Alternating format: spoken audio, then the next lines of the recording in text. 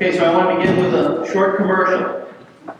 In every parish, kind of in the fall season, it's tradition that the RCIA program kind of kicks up in a lot of parishes. And I just referred to it as a program. I was coached a long time ago. RCIA is not a program, it's a process. The program has a beginning and an end. The process is a journey. And if you're not familiar with what RCIA is, it stands for the Rite of Christian Initiation for Adults.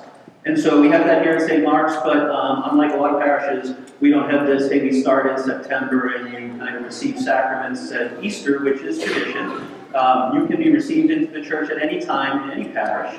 And we also have a year-round model that if somebody knocks on the door and says, I'm interested in becoming Catholic or learning about what it takes to become Catholic, we have a way to receive them and start working with them when they do that. And we have someone in the parish now that's exploring that path, and God willing, on their journey, they will hopefully receive sacraments at Easter. But at the same time, we wanted to open that up to anybody here that may not be Catholic and is curious about that process and what it entails. I promise it's painless. You should reach out to either Father Mike, myself, Brandon. You can do that after Mass. You can do that by email. You can do that by calling us. And on top of that, we're planning to do kind of an open forum Q&A session in the middle of October, so watch the bulletin for that. It'll be for anybody that's interested in what the process is. So even if you're Catholic and you have friends that aren't, and you want to explain to them what the process is to come into the church, we'll have a session for that where you can ask any question you want, and hopefully we'll have the answers there, and if we don't, we'll get them to you. So that's my commercial, end of commercial. Now back to your regularly scheduled program. In the reading today, first reading, I assume a lot of people here have seen the Ten Commandments with Charles Heston, right?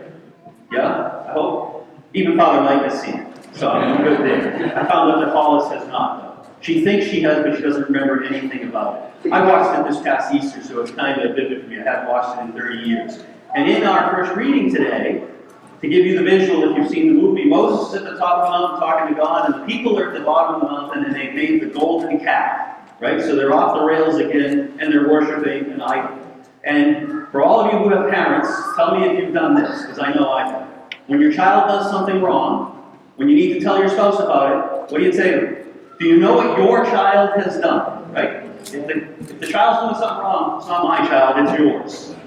That's what God does in that first reading. Right? He's talking to Moses on top of the mountain, and he says, do you know what your people have done? Go take care of your people. Moses is going, hey, these were your people that I got out of Egypt for you because you told me to. By the end of the reading, Moses has debated God and kind of gotten God to relent and say, okay, yeah, they're my people again.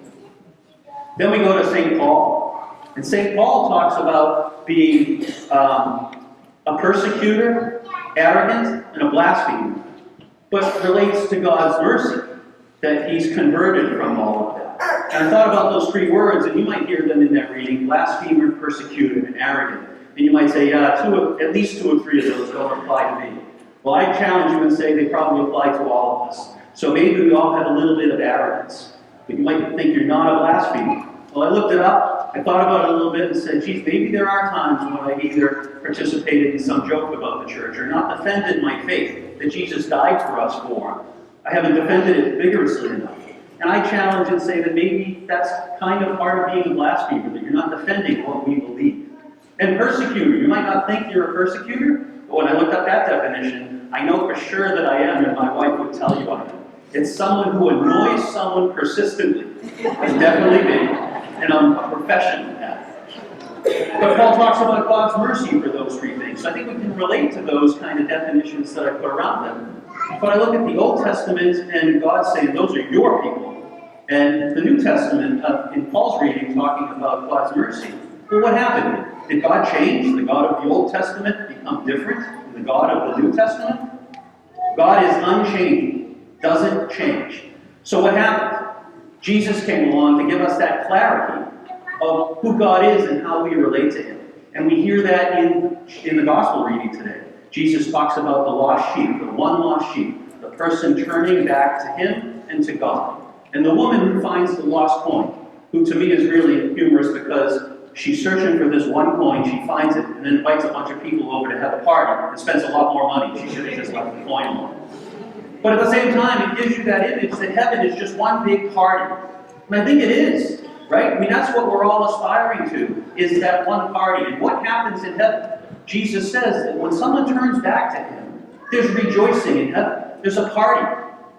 I get to do a baptism today after the last Mass. And it's one of the great joys I have as a deacon that I get to do that. It's a privilege to do that. And I refer to it as making a new Catholic. Right? When we baptize someone, they become Catholic. And there's rejoicing. There's a party in heaven because there's another person that's come into the church and become an heir to the kingdom of God.